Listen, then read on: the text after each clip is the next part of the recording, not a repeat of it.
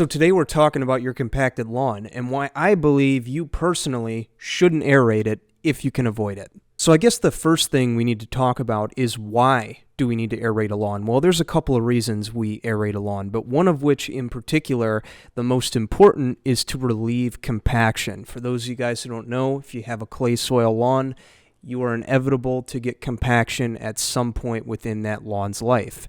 And basically what that means is the soil is dry, nutrients can't flow through it, and because of that, as a result, your lawn might be thin and patchy, and you might have to get in there and do some mechanical interference, as we'll talk about in a second here.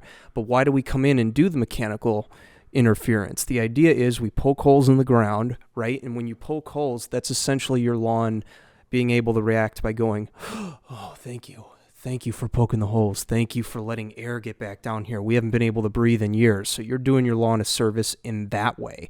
You're allowing air, water, and nutrients to get down there. As we talk about, airflow is key, as well as water and nutrients. That's going to help your lawn further develop in its journey. By poking those holes, you're alleviating compaction, you're allowing air, water, and nutrients to flow down there, and you're doing your lawn a big service in the long run because it's going to start to look better. With that being said, I would ask you to determine if your lawn really needs it, because that's one of the first things when I talk to a lot of people here, whether it's customers, whether it's people who are taking care of their own lawn, they message me. They say, hey, how much to aerate my lawn? I really think it needs to be aerated. Now, I know most people will be like, oh yeah, we'll go ahead and aerate your lawn. Let's determine if your lawn really needs it, because you could be spending money that you don't really need to spend. Because if we look at the statistics here, if you're going to hire a professional to aerate your lawn, you're going to spend anywhere from $75 to $250. And there's a lot of variables that go into that, like if you're doing seed, how long it's going to take to do it, the size of your lawn, all these things. And if you're a DIYer doing this, your rental cost for the machine, depending on how long you need it, is going to start at $100 and can easily increase, again, depending on how long you have the machine for. So these are things to consider. It is not a cheap thing to do, so let's determine if we really need to do it. There are a couple of ways we can do that. Well, for one, what I recommend is going by eye and by feel. When you look at your lawn, what does it look like, right? Is it sufficiently thick? Is it patchy? And more specifically, how does the dirt look, right? Because aeration is really going to address the dirt.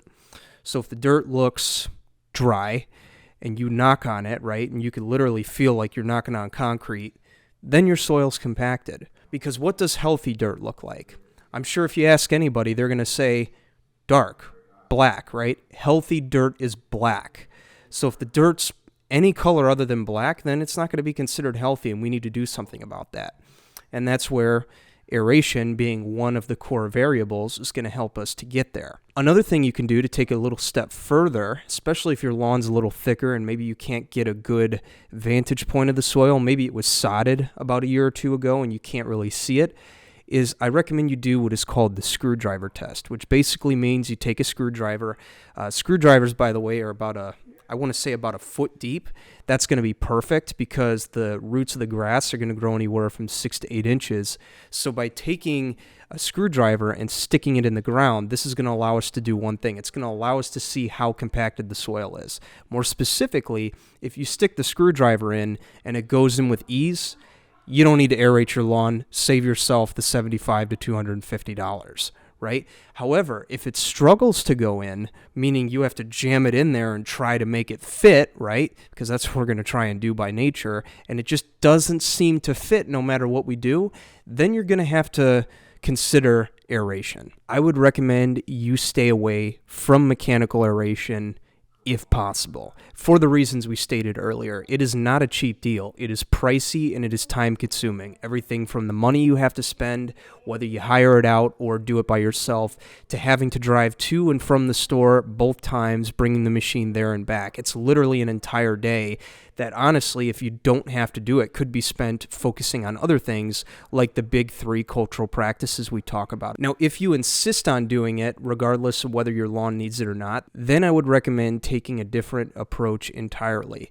For example, one of the things that we carry on our site that helps a lot of people out is liquid aeration, which, by the way, has recently been combined and condensed with another product, RGS, and now makes up a product that is called the Compaction Cure. If you want to see what that is, I'll leave that link down in the description below. The RGS and the Aerate, which we often recommended applying together if needed, is kind of a cool dual effect. You get the Aerate in there that goes down, breaks bonds in the soil, and makes room for the roots to go down deep.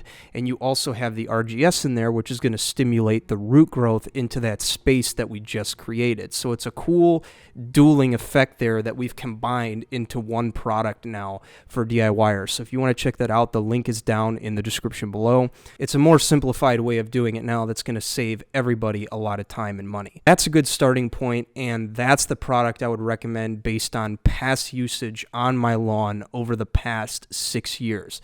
The past 6 years, I've been using RGS and Aerate and other biostimulants on my lawn. It is amazing what they have done to it. They have turned my soil black, and it kind of goes to the point that we've talked about earlier in this video. Black dirt that is soft and pliable and allows nutrients and water and air to flow nicely is what's going to lead to a healthier lawn. So if your lawn is minorly compacted, this is the route I would recommend going. Now, if you've seen something that looks like this visual that I'm putting up on the screen where it's still a little patchy and light, then I would actually recommend doing them together, getting a little bit of mechanical interference in there in conjunction with this Aerate, as that will help greatly. But if it's not as bad, maybe you're dealing with established sod that's been established for a year, then I would consider spraying it every 3 to 4 weeks throughout the entire growing season with the Compact Cure. That's going to do wonders for your soil. If you would like to take your lawn care game to the next level this season and learn everything you need to know about getting the deepest, darkest, greenest, thickest lawn in the block, I recommend you check out these videos right here. And if you click this button right here, something magical is going to happen. You're going to be seeing more of me as I teach you furthermore in 2025 how to get the deepest, darkest, greenest, thickest lawn in the block. Click the button. We would love to have you here.